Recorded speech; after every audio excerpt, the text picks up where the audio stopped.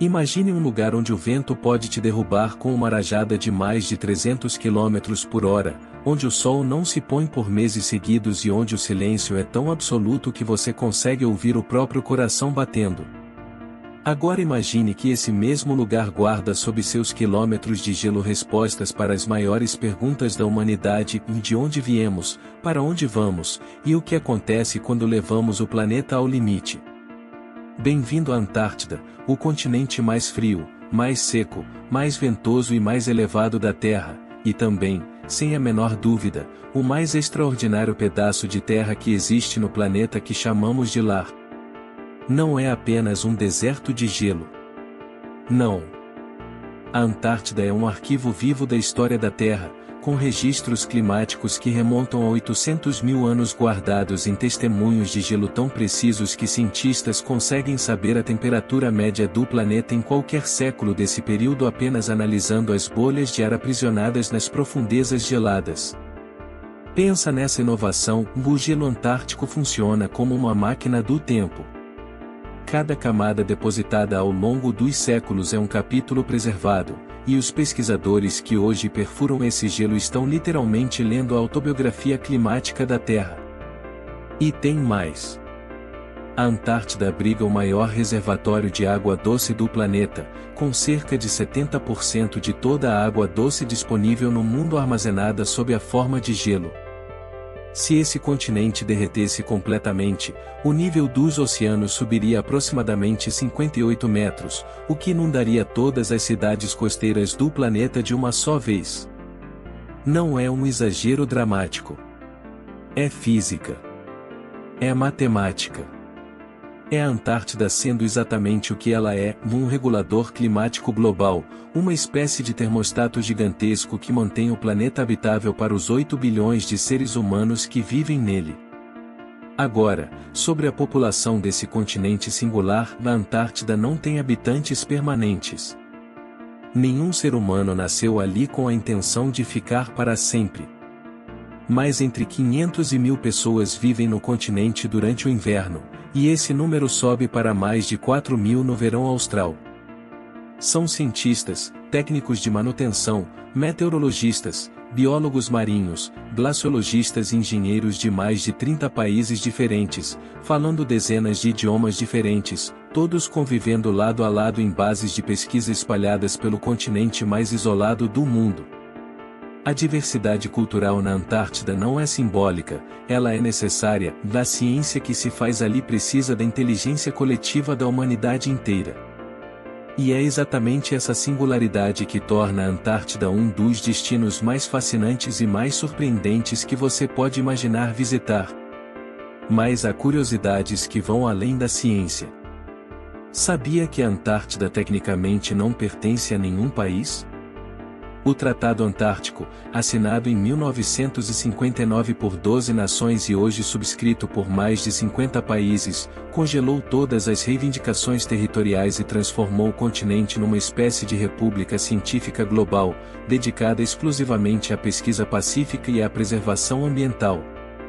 Sabia também que sob o gelo antártico existe um sistema de lagos subglaciais que nunca viram a luz do sol?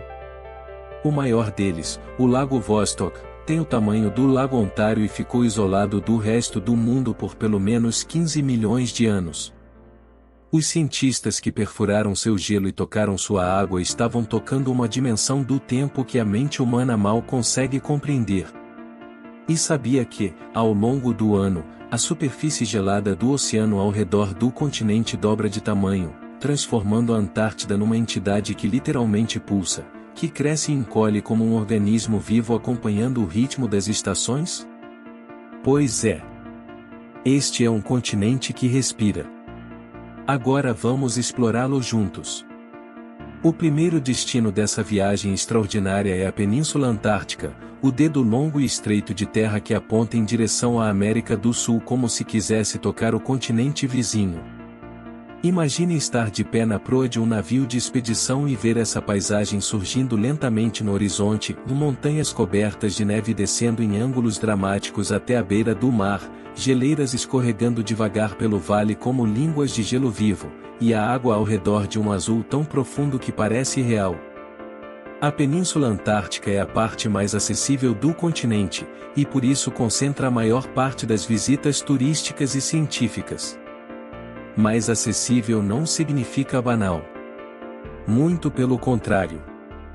Esta região é uma das que mais aqueceu no planeta nos últimos 50 anos, com temperaturas subindo quase 3 graus Celsius, o que a torna também um laboratório urgente para o estudo das mudanças climáticas.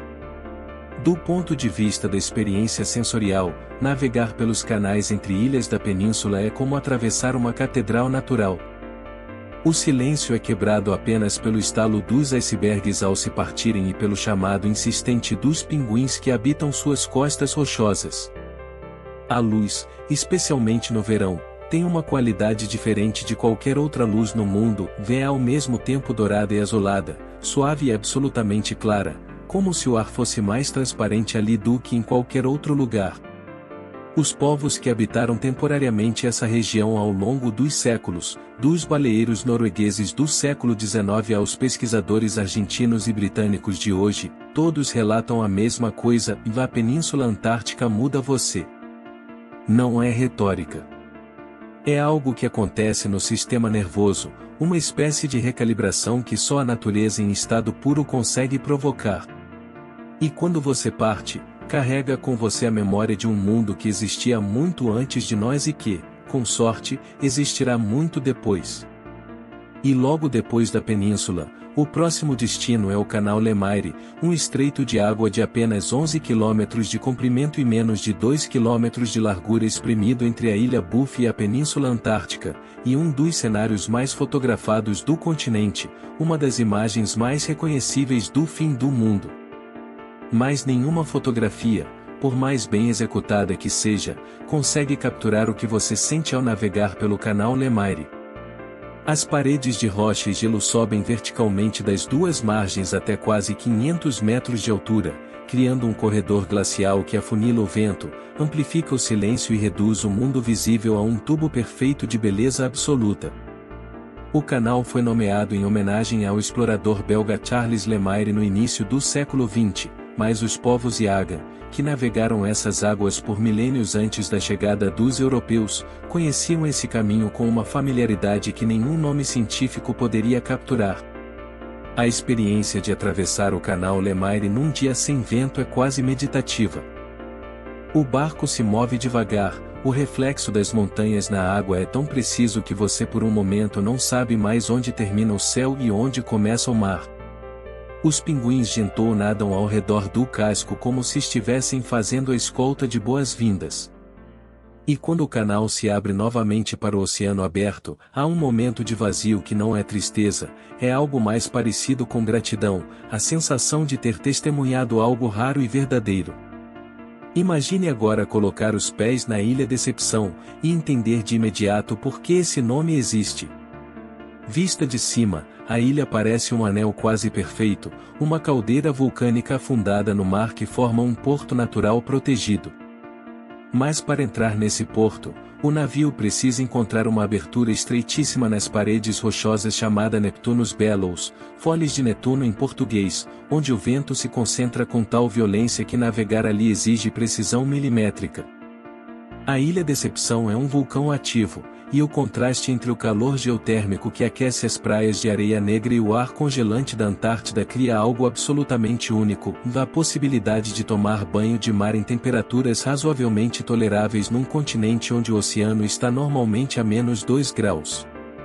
Esta ilha foi um importante posto de caça à baleia no início do século XX, e as ruínas das antigas instalações industriais ainda estão lá, encobertas pela neve mais visíveis, uma espécie de museu a céu aberto que conta uma história de exploração, de ganância, de sobrevivência e de eventual abandono. E então a ilha explodiu.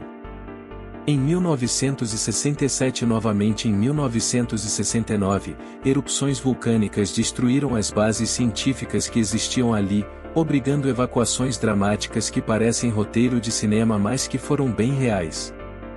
Hoje, caminhar pela Ilha Decepção é caminhar sobre a memória de tudo isso, do baleeiro que procurava fortuna, do cientista que buscava respostas, do vulcão que não pediu licença. A areia negra borbulha levemente sob os pés em alguns pontos, lembrando que a terra aqui ainda está viva. Este é um ótimo momento para você que está nos acompanhando nessa viagem incrível curtir este vídeo, se inscrever no canal e ativar o sininho de notificações para não perder nenhum dos nossos próximos destinos extraordinários. Cada like nos ajuda a continuar produzindo conteúdo assim, e cada inscrição nos diz que você também sente que o mundo é grande demais para ficar parado. Agora feche os olhos por um segundo e imagine o seguinte: você está num zodíaco, um daqueles botes infláveis de borracha usados nas expedições científicas e turísticas, deslizando sobre as águas calmas de uma baía completamente cercada por icebergs. Cada iceberg tem um formato diferente, um parece uma catedral gótica, outro tem um arco natural pelo qual você consegue enxergar o céu do outro lado, um terceiro tem uma coloração azul de tal intensidade que parece ter sido pintado à mão por um artista determinado a mostrar que a natureza sabe fazer arte. Você está na Baía Paraíso, e o nome não é hipérbole. A Baía Paraíso, localizada ao longo da costa ocidental da Península Antártica, é considerada por muitos expedicionários o lugar mais bonito do continente, e talvez um dos mais bonitos do planeta. A Estação Científica Argentina General San Martín opera perto daqui, lembrando que a presença humana, quando respeitosa, pode coexistir com uma paisagem assim. O que você experimenta na Baía Paraíso é difícil de nomear. Não é apenas beleza visual. É uma espécie de paz que entra pelo corpo, uma sensação de que o tempo diminuiu de ritmo, de que as urgências do cotidiano eram ilusórias, de que existir neste momento exato, neste lugar exato, é suficiente. Os leopardos marinhos descansam em pedaços de gelo a poucos metros do seu zodíaco. As baleias mink emergem e mergulham como se você não existisse. E o silêncio, esse silêncio antártico que não existe em nenhum outro lugar, envolve tudo com uma gentileza que não esperavas de um continente tão extremo.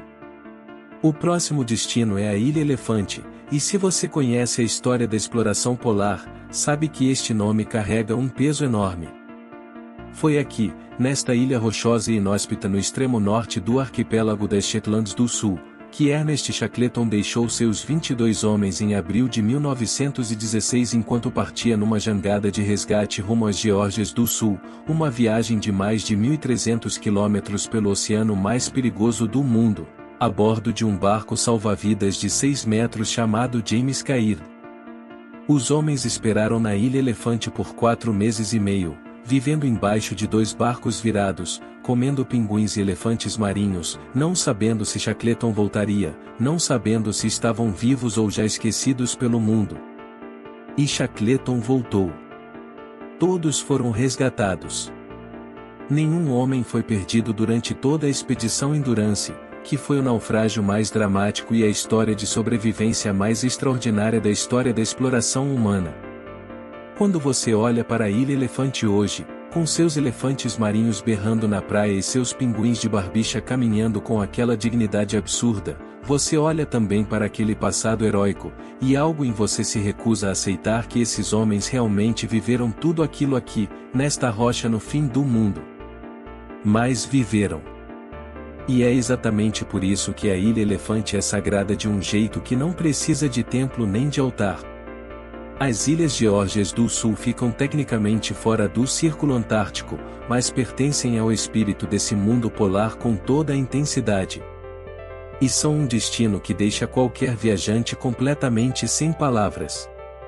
Imagine uma ilha montanhosa no meio do Atlântico Sul, com picos nevados de mais de 2.000 metros descendo até praias onde, literalmente, você mal consegue dar um passo porque cada centímetro quadrado está ocupado por um animal. As Geórgias do Sul abrigam a maior concentração de vida selvagem do planeta. Só de pinguins-rei existem mais de 400 mil casais nidificando na ilha de South Georgia. Elefantes marinhos imensos, pesando até 4 toneladas, brigam pela praia como caminhões em câmera lenta. Albatrozes de sobrancelha negra fazem seus ninhos em encostas íngremes e partem em voos que podem durar anos antes de pousar novamente em terra. E no meio de tudo isso, na Baía de Grytviken, existe um cemitério tranquilo onde está enterrado Ernest Shackleton, que morreu aqui de infarto em 1922 durante sua última expedição. Visitar o túmulo de Shackleton nas Geórgias do Sul é uma experiência que mistura a grandiosidade brutal da natureza com a fragilidade suave da mortalidade humana. Os que passam por aqui costumam fazer uma pausa longa diante da lápide simples, que traz gravada uma citação do poeta Robert Browning escolhida pela própria esposa de Shackleton: "Procure sempre o inatingível. É difícil não chorar." Agora o roteiro nos leva para um dos lugares mais remotos e mais selvagens do planeta, a Terra de Ross e o Mar de Ross, no coração do Oceano Austral, do lado oposto da Península Antártica. Para chegar aqui, você cruza o oceano mais tempestuoso do mundo por mais de uma semana, e quando a Terra finalmente aparece, é uma visão que desafia a compreensão. O vulcão Erebus, um dos poucos vulcões ativos do planeta com um lago de lava permanente em sua cratera, sobe a 3.794 metros sobre o nível do mar e soltando fumaça continuamente contra o céu antártico. Ao seu lado, o vulcão Terror, hoje inativo, completa uma dupla nomeada em homenagem aos navios da expedição de James Clark Ross, que chegou a estas águas em 1841 e ficou tão espantado com o que viu que demorou semanas para conseguir descrevê-lo em seu diário. A Terra de Ross é também o ponto de partida das expedições de Scott Amundsen ao Polo Sul em 1911 e 1912, a corrida mais dramática da história da exploração humana.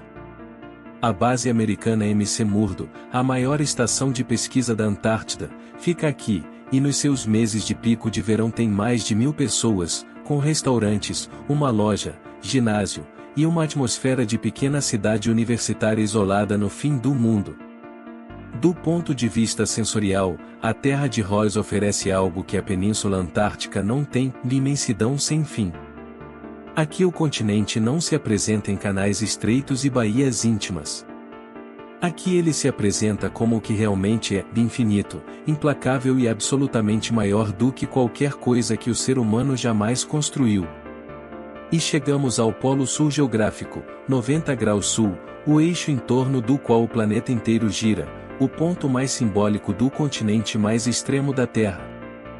Chegar ao Polo Sul não é fácil nem barato, as poucas opções disponíveis incluem voos fretados de aventura a partir das Geórgias do Sul, ou a caminhada sobre-humana que alguns ultramaratonistas fazem a pé, puxando trenós por mais de 1.000 quilômetros, os mesmos quilômetros que separavam Scott Amundsen de seu destino em 1911.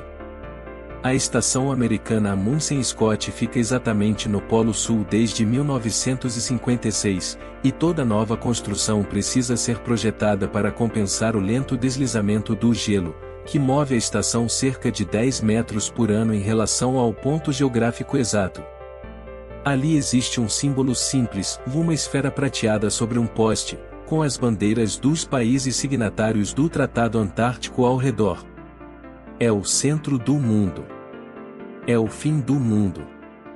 É o começo de uma perspectiva completamente diferente sobre o que significa habitar este planeta. Quando Amundsen chegou ao Polo Sul em 14 de dezembro de 1911 e fincou a bandeira norueguesa na neve, ele escreveu em seu diário que a satisfação de realizar o sonho humano era enorme, mas que havia também um estranhamento profundo, uma sensação de que o lugar era maior do que qualquer conquista. E quando Scott chegou 33 dias depois e encontrou a bandeira norueguesa já lá, e depois morreu na volta congelado numa barraca a apenas 18 quilômetros de um depósito de suprimentos, o Polo Sul ficou marcado para sempre por esse dualismo, glória e tragédia, conquista e humildade, o humano e o imensurável. O próximo ponto da nossa viagem é o Lago Vostok, e é aqui que a Antártida toca definitivamente a ficção científica, ou melhor, é aqui que a ficção científica percebe que sempre ficou devendo à realidade. O Lago Vostok fica 4 quilômetros abaixo do gelo antártico, debaixo da estação russa Vostok, no ponto mais frio já registrado na superfície da Terra, onde o termômetro chegou a menos 89,2 graus Celsius em julho de 1983. É um lago de água líquida, mantido assim pela pressão do gelo acima dele e pelo calor geotérmico que vem das profundezas da Terra. Ele fica isolado da atmosfera há pelo menos 15 milhões de anos. Em 2012, uma equipe russa finalmente perfurou os 4 quilômetros de gelo e coletou uma amostra da água do lago. As análises subsequentes revelaram a presença de organismos, extremófilos como são chamados, seres microscópicos capazes de sobreviver em condições que deveriam ser completamente hostis à vida. Esta descoberta tem implicações que vão muito além da Antártida. Porque se existe vida no Lago Vostok, isolada por milhões de anos no escuro e no frio, então existir vida em oceanos subglaciais de luas como Europa, de Júpiter, ou Encélado, de Saturno, não é mais ficção científica. É hipótese científica séria. O Lago Vostok não é apenas um lago. É uma janela para a possibilidade de que a vida, uma vez que começa, não para mais. E logo depois do lago que fica no fim do mundo, chegamos a um dos shows naturais mais eletrizantes do planeta, a Auroras Australis, a Aurora Austral, a irmã sulina da Aurora Boreal que você já deve ter visto em fotografias do Ártico. Na Antártida, durante o longo inverno austral, quando o sol some por meses seguidos e o céu noturno domina a paisagem, as auroras aparecem com uma intensidade que rouba o fôlego. Cortinas de luz verde, violeta, branca e rosa dançam no céu com uma suavidade hipnótica, causadas pela interação das partículas carregadas emitidas pelo Sol com o campo magnético terrestre. Os cientistas que passam o inverno nas bases antárticas, que precisam suportar meses de escuridão, temperaturas criminosamente baixas e isolamento quase absoluto, costumam dizer que as auroras são o presente que o inverno antártico dá para compensar tudo que tira. Há relatos de pesquisadores que saem das bases às 3 da manhã, no frio de menos 50 graus, só para passar mais meia hora debaixo das auroras. Há algo nas auroras que ultrapassa a experiência estética. Elas provocam uma sensação de pequenez que não é desconfortável, é libertadora, como se você finalmente encontrasse a escala certa para se entender dentro do universo. Contemplar uma aurora austral na Antártida é um dos momentos mais genuinamente espirituais que uma pessoa pode ter sem nenhum tipo de intermediário religioso. Antes de chegar ao último destino da nossa jornada, vamos falar das criaturas que tornam a Antártida verdadeiramente mágica, os pinguins imperadores, os maiores pinguins do mundo e também os que escolheram o regime de vida mais improvável que a evolução já produziu. Enquanto todos os outros animais sensatos fogem da Antártida durante o inverno, os pinguins imperadores fazem exatamente o oposto, no inverno, na escuridão total e no frio que pode chegar a 65 graus negativos, que eles se reúnem em colônias de dezenas de milhares de indivíduos para criar seus filhotes. Os machos ficam até 65 dias em pé sobre o gelo, com o ovo apoiado sobre os pés e coberto pela prega abdominal, sem comer, sem se mover significativamente, apenas aquecendo a próxima geração com o próprio corpo. Eles se agrupam em formações compactas, rotacionando continuamente para que nenhum indivíduo fique muito tempo na borda exposta ao vento, um comportamento cooperativo de uma elegância que envergonha muito do que chamamos de civilização. As colônias de pinguins imperador são um espetáculo que combina o épico e o íntimo, de longe. Parece uma nuvem de pontinhos pretos e brancos balançando levemente no gelo eterno. De perto, você vê cada pinguim individualmente, sua postura, seu chamado, a forma como o filhote enfia o bico na garganta do adulto para receber o alimento regurgitado, um ato que é ao mesmo tempo grotesco e eternamente familiar. Existir perto deles, mesmo por uma hora, recalibra o sentimento de pertencimento à cadeia da vida. E chegamos ao último destino desta viagem impossível e essencial, o iceberg B-15, o maior iceberg já registrado pela humanidade, que se desprendeu da barreira de Ross em março do ano 2000 e por anos navegou pelos oceanos australis como um país de gelo à deriva. Com 295 km de comprimento e 37 km de largura, o B-15 tinha uma área superficial maior do que Jamaica, maior do que o estado de Sergipe, maior do que 29 países do mundo. Quando ele se partiu e começou a se fragmentar, os pedaços migraram para o norte, perturbando rotas de navegação, bloqueando a entrada de baías, afetando correntes oceânicas locais. Alguns fragmentos chegaram às Ilhas Geórgias do Sul anos depois, finalmente derretendo no oceano mais quente. O B-15 já não existe mais como entidade única, mas seus fragmentos ainda flutuam em algum lugar entre a Antártida e os trópicos, cada um carregando consigo gelo que se formou talvez há 100 mil anos, água que uma vez foi chuva que caiu sobre um planeta onde os seres humanos ainda não existiam.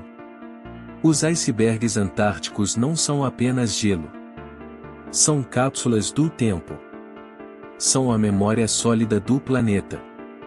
E quando derretem, não desaparecem, e viram o oceano que somos, o oceano que bebemos, o oceano que nos sustenta. Há uma poesia circular nisso que nenhuma civilização inventou, ela já estava escrita no gelo, esperando que chegássemos com perguntas suficientemente grandes para ouvi-la. Pensa bem, você começou esta viagem na Península Antártica, contemplando canais que espelham montanhas de 500 metros de altura e ouvindo o estalo de icebergs ao nascer.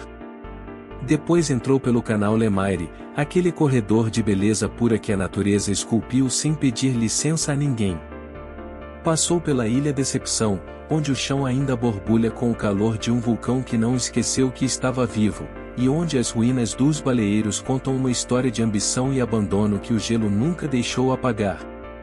Descansou na Baía Paraíso, onde o tempo muda de velocidade e os leopardos marinhos dormem a 2 metros de você com uma indiferença que é quase um ensinamento. Ficou parado diante da Ilha Elefante, essa rocha no fim do mundo onde 22 homens esperaram o impossível e o impossível chegou. Chorou um pouco, ou pelo menos sentiu vontade, diante do túmulo simples de Shackleton nas Geórgias do Sul, entre 400 mil pinguins-rei que não sabem nada de glória e sobrevivência mas praticam as duas coisas todos os dias. Ficou pequeno diante do vulcão Erebus, que sopra fumaça há séculos sobre um oceano que nunca para de rugir. Pisou no Polo Sul, no eixo do planeta, naquele ponto onde todas as direções são norte e onde a história da exploração humana se mistura com a impossibilidade física de estar ali.